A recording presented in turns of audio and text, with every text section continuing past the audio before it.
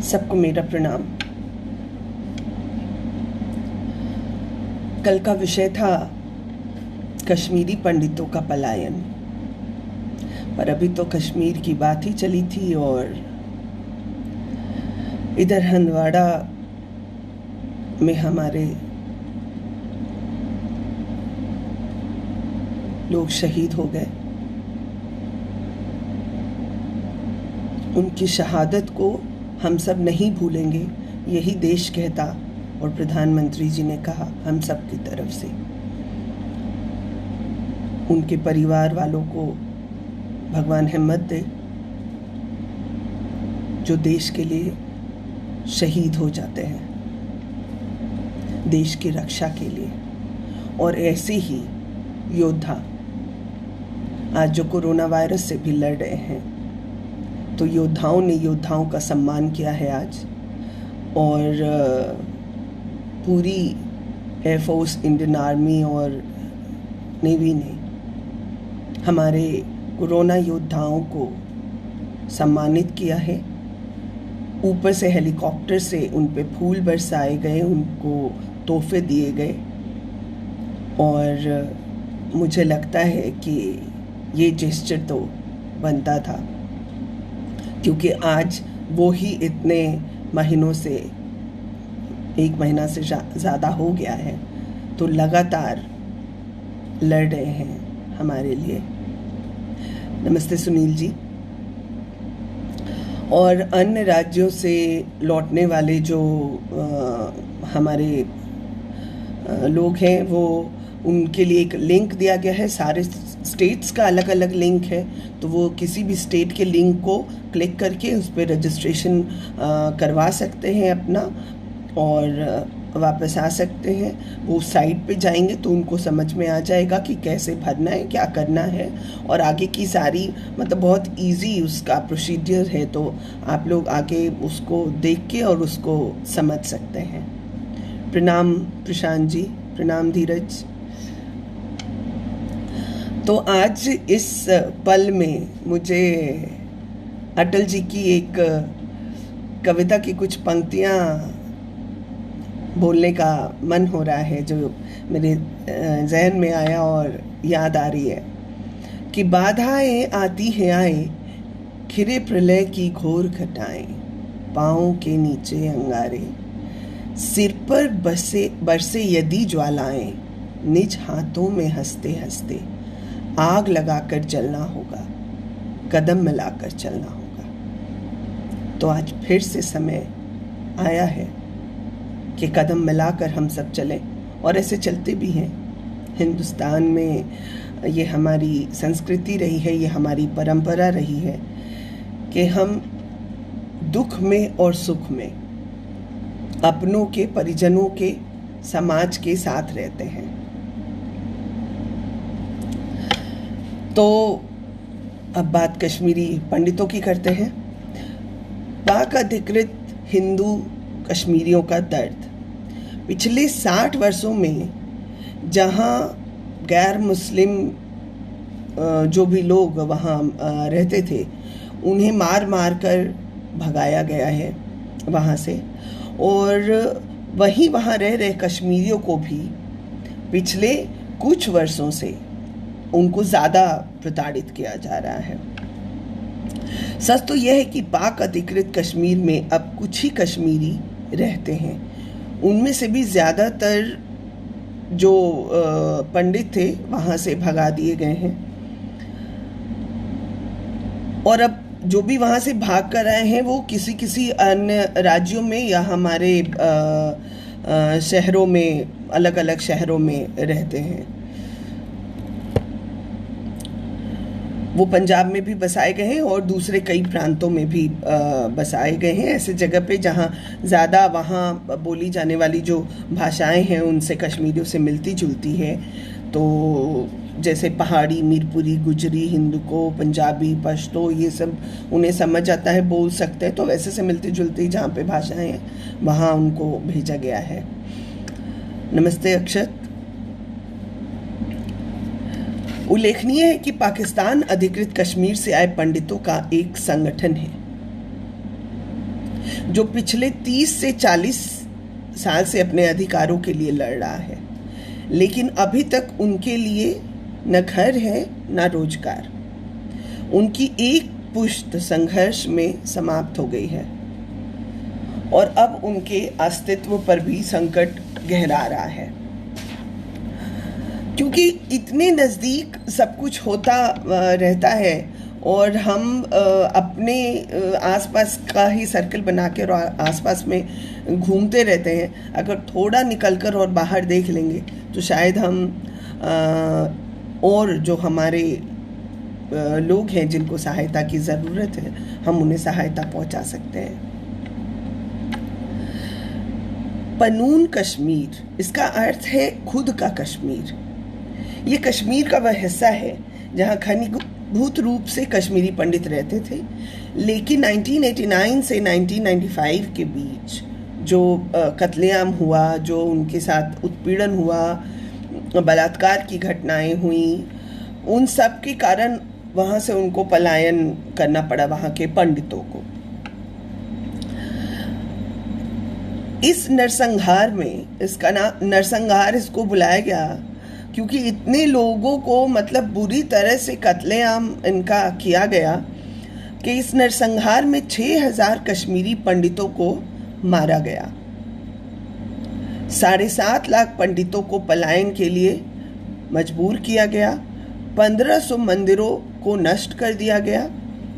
600 कश्मीरी पंडितों के गांव को बदलकर इस्लामी नाम दिया गया। इस नरसंहार को भारत की तथाकथित धर्मनिरपेक्ष जो पहले की सरकारें थीं वो देखती रहीं, बस इसलिए कि उनको सेक्युलर कहा जाए। चाहे सरेआम हिंदुओं को मारा जा रहा है, पर हम नहीं बोल सकते क्योंकि हम अपने आप पर टैग लगा के हमने रखा है कि हम सेक्युलर हैं। केंद्र की रिपोर्ट के अनुसार कश्मीर घाटी में कश्मीरी पंडितों के अब केवल 808 परिवार रह रहे हैं तथा उनके 59,442 पंजीकृत प्रवासी परिवार घाटी के बाहर रहते हैं, जो पंजीकृत हैं। कश्मीरी पंडितों के घाटी से पलायन से पहले वहां उनके 4.5 मंदिर थे। कश्मीर की बात हो रही है।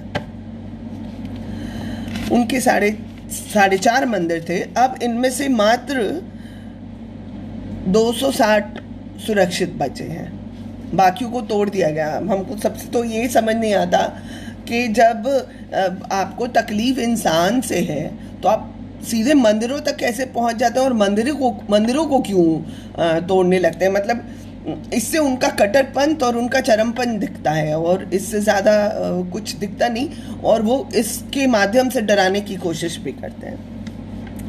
विस्थापित कश्मीरी पंडित कहते हैं कि उनके सारे ज़मीनों पर अवैध तरीके से कब्जा रखा गया था। उनको ज़बरदस्ती पकड़कर और जेल में डाल दिया जाता था, उनका अपहरण कर लिया जाता था, उन पे मतलब तरह तरह के अत्याचार किए जाते थे, और मतलब ये सब धर्म के नाम पे हो रहा था। मतलब ये धार्मिक उत्पीड़न था। पाकिस्तान द्वारा प्रायोजित आतंकवादियों द्वारा छेड़े गए छन युद्ध के द्वारा आज कश्मीरी पंडित अपनी पवित्र भूमि से बेदखल हो गए हैं, क्योंकि उधर से जानबूझ के आतंकियों को वहां घुसाया गया और घुसा के वहाँ के हिंदुओं के साथ लूट खसोट, उनके ज़मीन को कब्जा कर लेना, औरतों को उठा लेना, उनका बलात्कार कर देना, उनका धर्म परिवर्तन कर देना, ऐसी सी घटनाएं और योजनाएं पाकिस्तान द्वारा सुनियोजित थी और वो हो रही थी और लोग को मालूम था और वो चल रहा था। मतलब उसमें किसी को कुछ भी कहना नहीं था।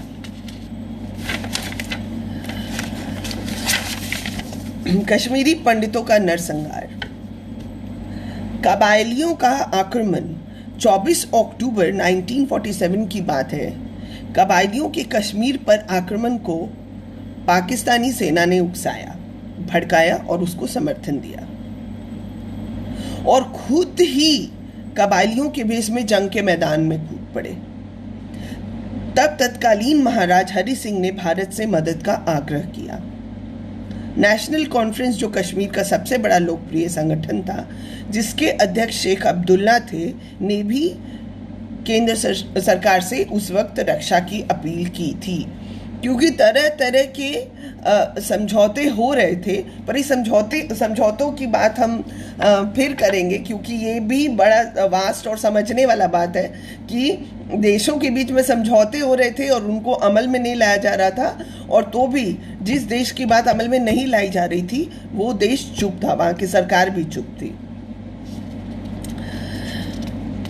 भारत के विभाजन के तुरंत बाद ही कश्मीर पर पाकिस्तान ने कबायलियों के साथ मिलकर आक्रमण कर दिया और बेरहमी से कई दिनों तक कश्मीरी पंडितों पर अत्याचार होते रहे।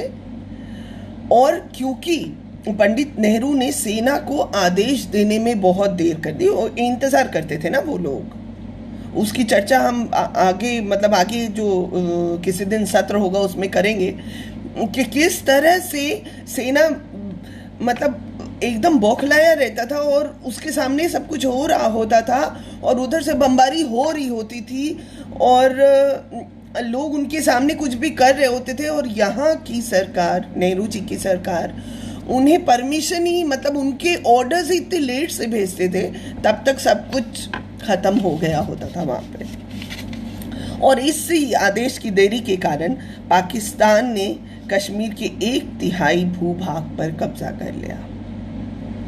वहीं उसने कश्मीरी पंडितों का कत्लेआम कर उसे पंडित विहीन कर दिया। अब जो भाग रह गया है वह अब भारत के जम्मू और कश्मीर प्रांत का एक खंड है जो पाकिस्तान के कब्जे वाला है। उसे पीओके कहते हैं, जहां से कश्मीरी युवकों को धर्म के नाम पर भारत के खिलाफ भड़काकर कश्मीर में आतंकवाद फैलाया जाता है। वहां पे आतंकवादी कैंप्स हैं तरह तरह के, जहां से उनको ट्रेंड किया जाता है, उनको ये समझाया जाता है कि हिंदुस्तान में कैसे जानबूझकर और मुसलमानों को तंग किया जा रहा है। बच्चों को, छोटे छोटे जो 8-9 साल के बच्चे हैं, उनको उस समय से थोड़े बड़े होने तक ट्रेनिंग दिया जाता है और फिर उन्हें छोड़ दिया जाता है हिंदुओं के खिलाफ हिंदुस्तान के अंदर। 1947 में पाकिस्तान प्रशासित कश्मीर से भगाए गए कश्मीरी पंडित भारत के जम्मू और कश्मीर में रहते हैं। आज़ादी के बाद से पाक अधिकृत कश्मीर में कश्मीर और भारत के खिलाफ आतंकवाद का प्रशिक्षण दिया जा रहा है, लेकिन 1990 के बेनज़ीर भुट्टो के काल में आतंक का नया दौर शुरू हुआ। बेनज़ीर भुट्टो ने ऐसे स्पीचेस को, जो भड़काऊ स्पीचेस थे, उसके सीडीज बनवाए, उसके पोस्टर्स बनवाए और अपने लोगों के थ्रू हिंदुस्तान में लाके सीडी को बंटवाया और पोस्टर्स को चिपकवाया। So very strange, but that happened. Kashmiri पंडितों का पलायन। पाक अधिकृत कश्मीर के नरसंहार के बाद भारत अधिकृत कश्मीर में रह रहे पंडितों के लिए कश्मीर में जंग युद्ध की शुरुआत पाकिस्तान के प्रधानमंत्री बेनज़ीर भुट्टो के काल में हुई। अब जब वहाँ से उनका ख़त्म हो गया तो थोड़ा और सोचे कि अब थोड़ा और अंदर घुस जाते हैं, थोड़ा और अंदर घुसे भी और सब वही किया जो वहाँ हो रहा था, वो पहले पीओके में हो रहा था, और अलगाववाद की चिंगारी भड़का दी। उन्होंने हिंदू मुसलमान की एकता को पूरी तरह से ध्वस्त करके तोड़ दिया, तरह तरह के लालच देकर, और इसके साथ ही पंडितों का काल शुरू हो गया और उनको बहुत सारी प्रताड़ना से गुजरना पड़ा।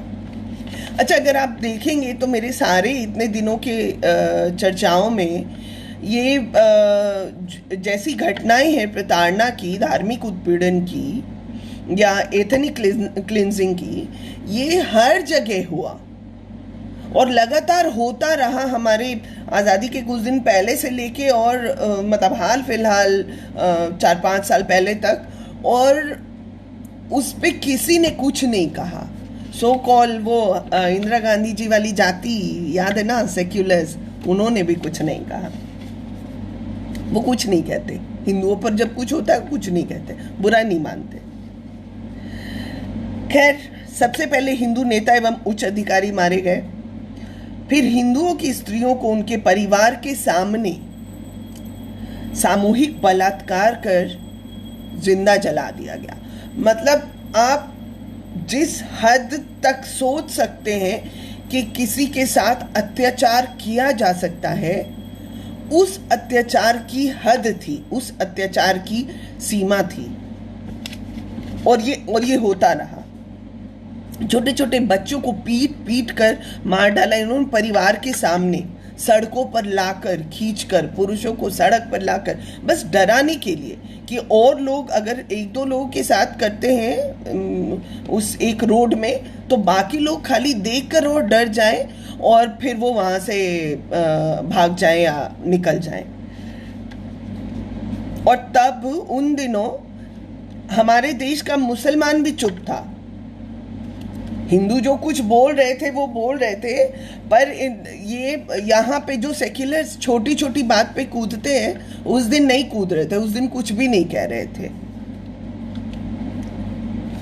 और आज इन सारे कश्मीरी पंडितों पर जो जुल्म होते रहे, उसके 25 साल गुजर चुके हैं। 25 साल से कोई अपना घर बार छोड़कर, संसार छोड़कर कैंपों में रह रहा है और अपने ही देश में, अपने ही घर में वो वापस नहीं जा सकता। 1989 के पहले कभी कश्मीरी पंडित बहुसंख्यक हुआ करते थे, पर आज वो शरणार्थी शिविर में नरकीय जीवन काट रहे हैं पिछले 25 साल से। भारत की आज़ादी ने शायद उनका सब कुछ छीन लिया था, क्योंकि समझौते हुए थे, पर बहुत सारे हिंदुओं को ऐसे ही मरने के लिए छोड़ दिया गया था दूसरे देशों में। 1989 के पहले भारतीय कश्मीर के पंडितों के पास अपनी ज़मीनें, घर, बगीचे, नाव इत्यादि बाकी सब कुछ थे। ऐसा नहीं है कि उन्हें कुछ उन दिनों उन्हें कुछ मिला नहीं था या उनके पास नहीं था, पर उनका सब कुछ जो था लोगों ने उनसे छीन लिया, उनकी भूमि पर कब्जा कर लिया। जिहाद और निज़ाम मुस्तफ़ा के नाम पर बेघर किए गए लाखों कश्मीर पंडितों के वापस लौटने के सारे रास्ते बंद कर दिए गए थे। ऐसे में जाति संहार और निष्कासन के शिकार कश्मीरी पंडित घाटी में अपने लिए अलग राज्य का भी मांग कर रहे थे कि हम कहाँ रहें। उन्होंने पुनर्वास की भी कोशिश की, पर वो कुछ उसमें हो नहीं पाया, क्योंकि उन दिनों की सरकार, जो कांग्रेस की सरकार थी, वो इसमें पढ़ना ही नहीं चाहती थी। मतलब आप खुद से निपटिए टाइप से कर दिया था उन्होंने माहौल को। कश्मीर से 1989 और 90 में लगभग 7 लाख से अधिक कश्मीरी पंडित का विस्थापन हुआ। सभी विस्थापित जम्मू, उधमपुर के विस्थापित शिविरों में रह रहे हैं। कई विस्थापित दिल्ली व देश के अन्य शहरों में शरण लिए हुए हैं। गांदरबल से भी कश्मीरी पंडितों का पलायन हुआ, लेकिन उस समय की सरकार ये दावा करती है कि वहाँ पे विस्थापित मतदाता नहीं है। डॉक्टर चरंगू, जो कश्मीर के नेता हैं, के अनुसार कश्मीरी पंडितों को वादी में बसाने लायक जिस माहौल की ज़रूरत है, अब उसको तैयार करने की ज़रूरत है। बेरोजगारी और मुफलिसी के बीच जी रहे कश्मीरी पंडित सही बात है कि अपनी जान बचाएंगे, कि वो लड़ाई लड़ेंगे, कि वो अपने बच्चों को खिलाएंगे, कि वो मतलब क्या करेंगे। तो शायद मुझे ऐसा लगता है कि अब थोड़े हिंदुओं को जागना चाहिए। और अगर अभी भी हो रहा है जो कि हो रहा है अभी के रिपोर्ट के अनुसार, तो इसके बारे में बात कम से कम ज़रूर करना चाहिए। डॉक्टर अग्निशेखर कहते हैं, ये पनून कश्मीर हेडक्वार्टर जम्मू के संयोजक हैं, कहते हैं कि कश्मीरी पंडितों की वापसी को लेकर मुख्यमंत्री मुफ्ती मोहम्मद सईद के बयान लगातार बदलते रहे हैं। मुख्यमंत्री कहते रहे हैं ज़्यादातर कि कश्मीरी दूसरे राज्यों और विदेशों में बस गए हैं और अब वो वापस नहीं आएंगे। और अब मुख्यमंत्री गिलानी और यासीन मलिक के सुर के साथ सुर भी मिलाने लगे हैं। मतलब वो कहते हैं कि हाँ ठीक है भाई, कोई बात नहीं है, अगर वो नहीं आ रहे, वो जहाँ हैं वो ठीक से हैं। पर शायद उन्हें मालूम नहीं है, या उनको ये बात समझ लेनी चाहिए कि अब तो कश्मीरी पंडित वापस आएंगे, ये तय है। और इसके लिए अभी की सरकार, हमारी मोदी सरकार, इसमें तत्पर है। आज तक जिस मुद्दे की लड़ाई लड़ते रहा था भारतीय जनता पार्टी, 370 और 35A, और हमारा नारा था कि जहाँ हुए बलिदान मुखर्जी वो कश्मीर हमारा है, उस नारे पे भी विराम लगा है। और ये मुझे सोच के भी थोड़ी शांति मिलती है कि जब इसको हटाया गया था तो हटाने से पहले जो लोग सोचते थे कि ऐसा होगा वैसा होगा, हंगामा होगा, ये होगा वो होगा, वैसा कुछ हुआ नहीं।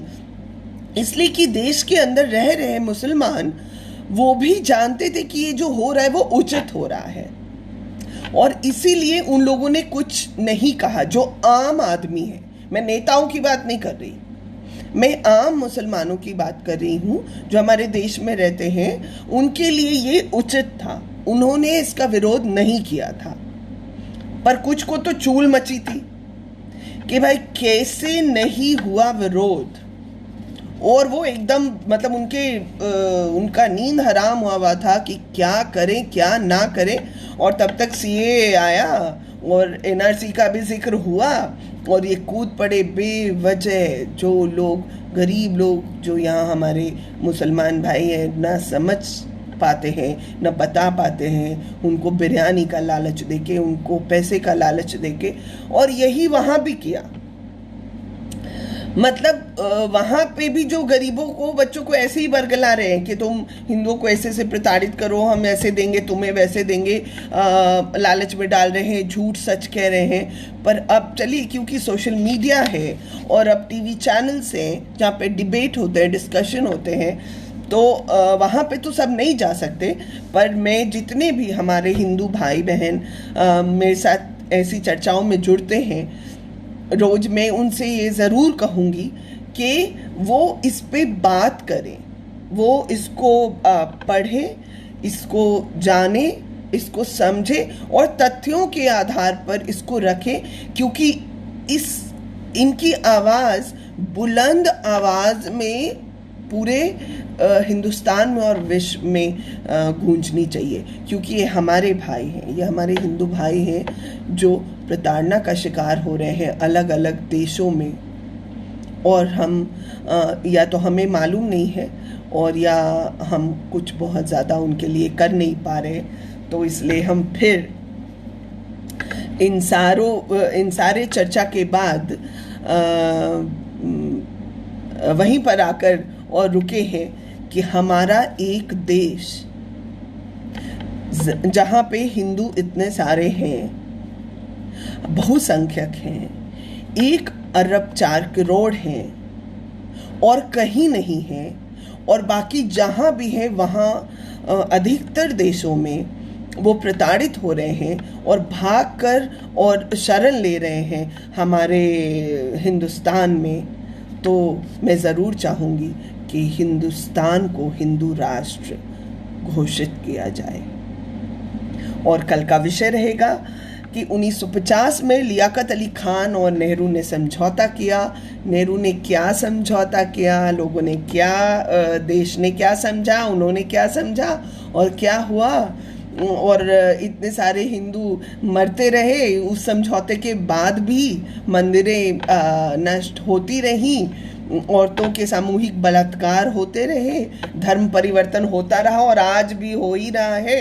तो उन दिनों वो क्या समझौता हुआ था, हम इसको समझेंगे।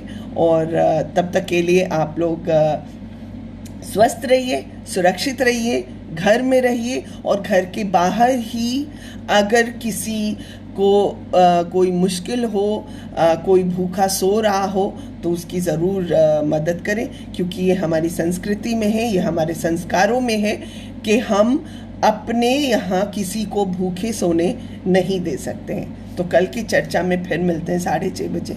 तब तक के लिए जय हिंद।